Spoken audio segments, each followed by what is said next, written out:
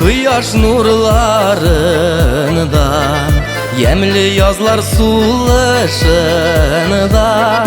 şılı jiller ışışından, yol salıngan urmayamam. Urmaymın küngеlimde, yüreğimnin yiğin türenide, ata babam neselimde, yazmışımda bəxetimden. Urmaymın küngеlimde, yüreğimnin yiğin türenide, ata babam neselimde, yazmışımda bəxetimden.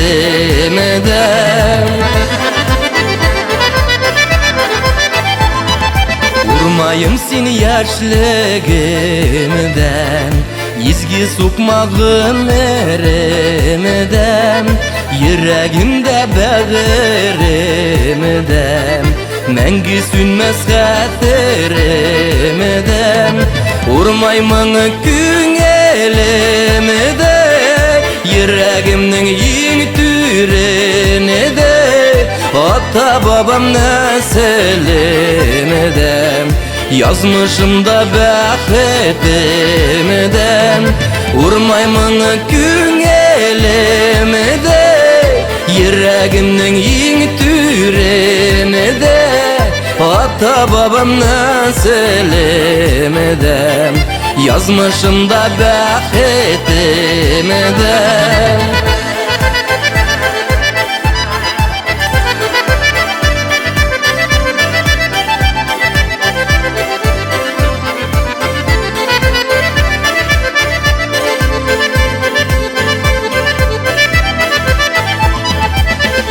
Жирми тау суларым, былын кырлар кайынарым, мәшітте яңрый азаным, милли мұңлы туған яғым. Эй урмайым бәхет илем, үткәнім сен килешәгем, яшәү дәртім именелеген, мәңгі яша туған жерім. Ей урмайым бәхет илем, үткәнім сен килешәгем, яшәү дәртім именелеген, мәңгі яша туған жерім, мәңгі яша туған жерім.